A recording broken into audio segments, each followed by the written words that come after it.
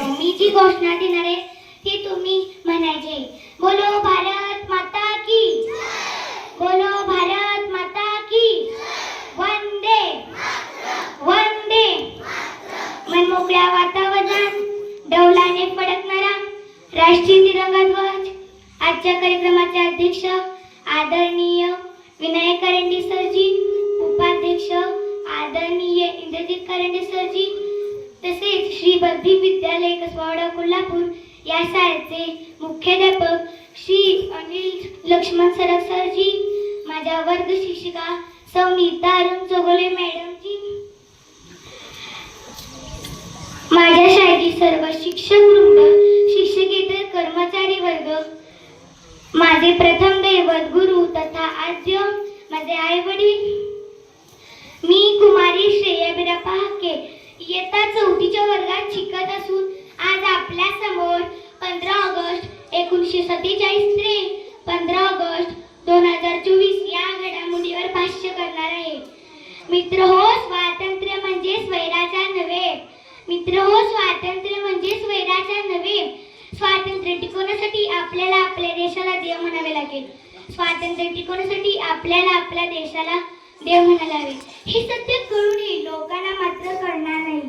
कारण जगाच्या सृष्टीला निर्माण करण्यासाठी त्या परमेश्वराला वाटले की या देशाची जन्मभूमी व्हावी आणि इथल्या माणसाने जगाला माणुसकी शिकवावी. यासाठीच तर त्या परमेश्वराने तुम्हाला, आम्हाला आणि जगाला जन्माला घातले आहे ना मित्रांनो.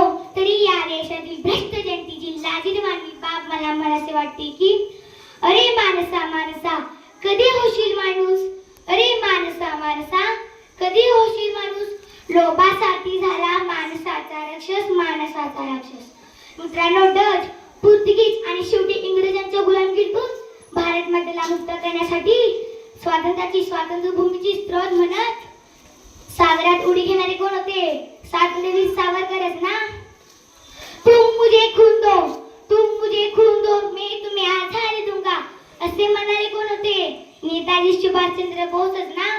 स्वराज्य हा माझा जन्मसिद्ध हक्क आहे आणि तो मी मिळवण्यासाठी सिंह गर्जना करणारे कोण होते? लोकमान्य टिळकच ना.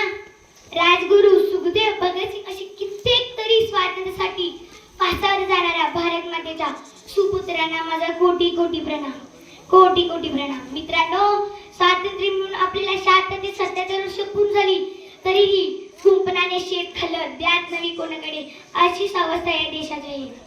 मित्रांनो, धर्म, पंथ, जात, प्रार्थना, भाषा, भेष, प्रादेशिक राजकीय प्रकारचा कर्करोग म्हणजेच कॅन्सरची बिमारी. अर्थात कुठेही धूर्त संधी साधू राजकारण्यांनी पहिल्या वयाला सुरुवात केली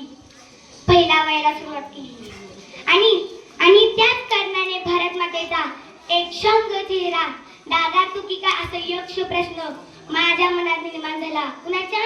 माझ्या मनात. शेवटी जाता जाता एवढेच बोलून जाते की ए देश वीर जवानों का अलबेलों का मस्तानों का, ए देश को यारो क्या कहना, ए देश दुनिया का घेना. जय हिंद, जय महाराष्ट्र. धन्यवाद.